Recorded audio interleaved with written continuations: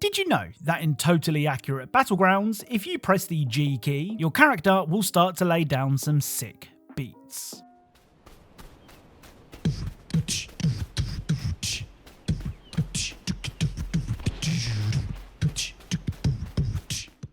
Hello and welcome to Hidden Video Game Details, the series that aims to show you the things that you may have missed in your favourite games. Make sure to leave your suggestions in the comments down below, and if you're feeling extra nice today, please leave a like on the video.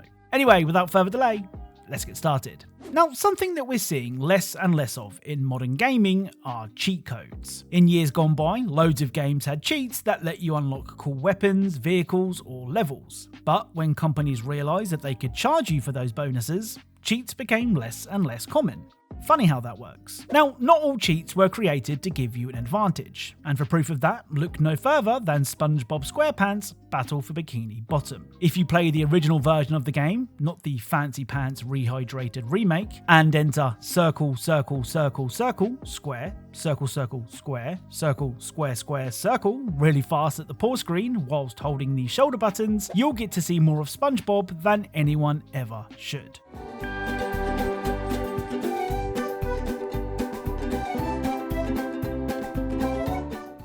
So the no pants cheat removes SpongeBob's pants, revealing his spongy yellow bum. Now, I know that some of you sickos will want to know what SpongeBob looks like from the front, but thankfully the cheat doesn't reveal his spongy appendage. So when Metal Gear Solid 3 was announced, a big part of the game's marketing was its camouflage system, which players could use to blend into the environment at a moment's notice. Now, Metal Gear being Metal Gear, or more likely Kojima being Kojima, the camouflage system also had its fair share of joke disguises, and one of them will even annoy your team. If you wear the tuxedo camo, which can be unlocked after completing the game once, and then call the boss, she will tell Snake off.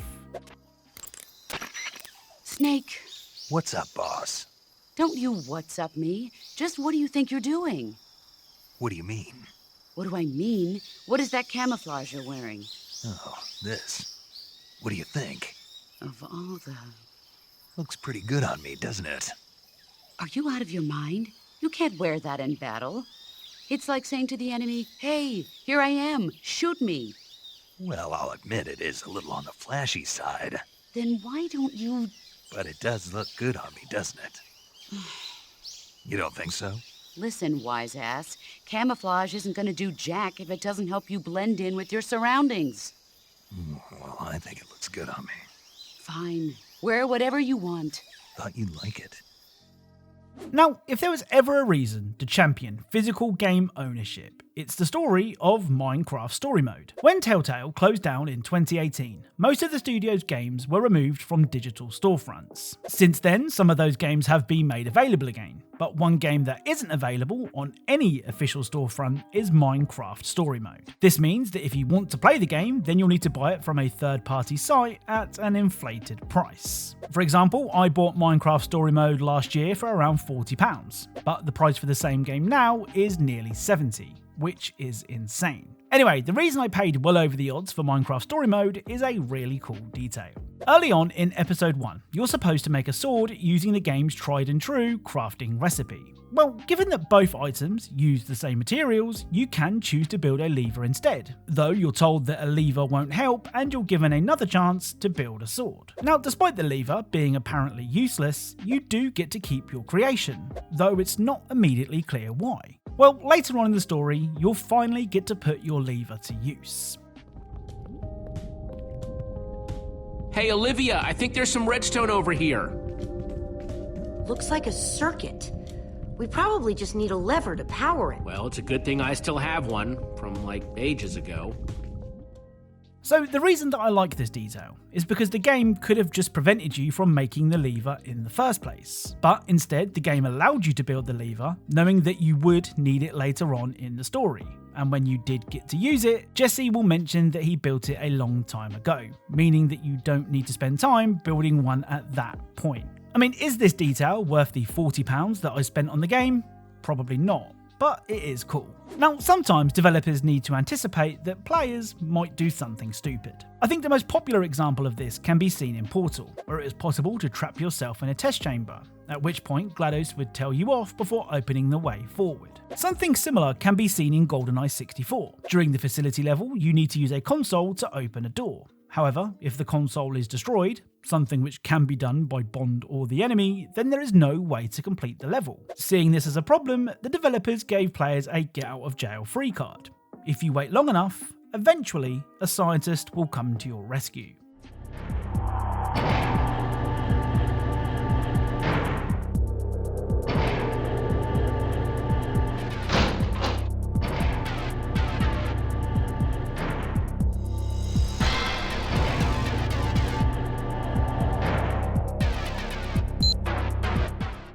So you do have to wait for a really long time for the scientist to appear, but when he does, he runs to the bathroom before dropping a keycard, allowing you to move on to the next area, which is really smart. Oh, and something else that I noticed in Goldeneye is this oddly specific sign, which seems to mean no James Bonds beyond this point. So the last level of Halo 3 is a mad dash to safety as everything around you blows up. This might lead you to think that stopping to speak to a grunt isn't an option, but that's where you'd be wrong. Just before the final jump, you can find a grunt who isn't a fan of Master Chief. Hey, Demon! The jerk store called, and they're all out of you! Poor you! Stolen at the age of 6 and conscripted into the military! Okay, look, you let me live. I got the fist of front. Look, I'll be the bottom. I'll polish your boots. I'll polish your helmet. It's the gas! When I'm on the gas, I don't know what I'm doing half the time. Now, back in episode 152 of this series, we discovered that repeatedly clicking on the shopkeeper in Geometry Dash would cause some very strange things to happen. But it turns out that's not the only hidden dialogue that can be triggered in-game. If you repeatedly click on the currently unavailable and in development versus mode, then an Oscar-worthy story will play out.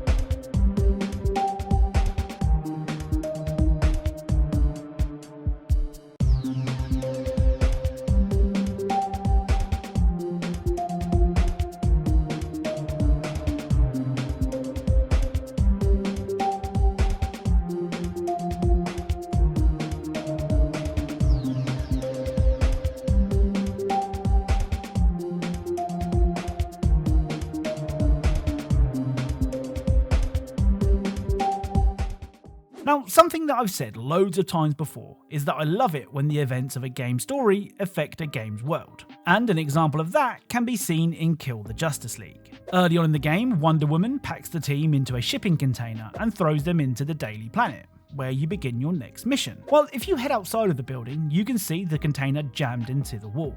Don't get me wrong, it's a small detail, but I think it's really cool. Now, despite getting a ton of hate, some of it deserved and some of it not, Kill the Justice League does have some really cool hidden dialogue. Some of my favourite examples can be seen inside the Daily Planet.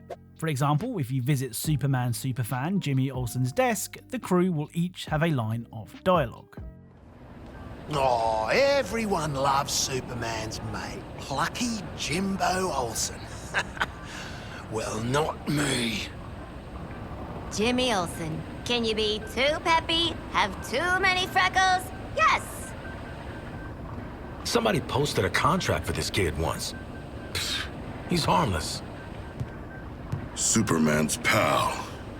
One day, I would like to have a pal. That's not all. If you stand near Clark Kent's desk, they will again have something to say. Where have I seen this Kent guy before? Can't shake it. Clark Kent. Oh yeah, the one with the cute hipster glasses. Perhaps I should have taken a human name. Clark. The shark. No. Clark Kent. Ha! This poor nerd got 2 last names. Someone commented on a previous video and said that you can still see some of the old Rocksteady in Kill the Justice League, and it's moments like this where I think that's true. So that's it. If you enjoyed this video, then a like is really appreciated. Be sure to subscribe for more Easter eggs and details from your favourite games. Thank you all for watching, and I'll speak to you all soon.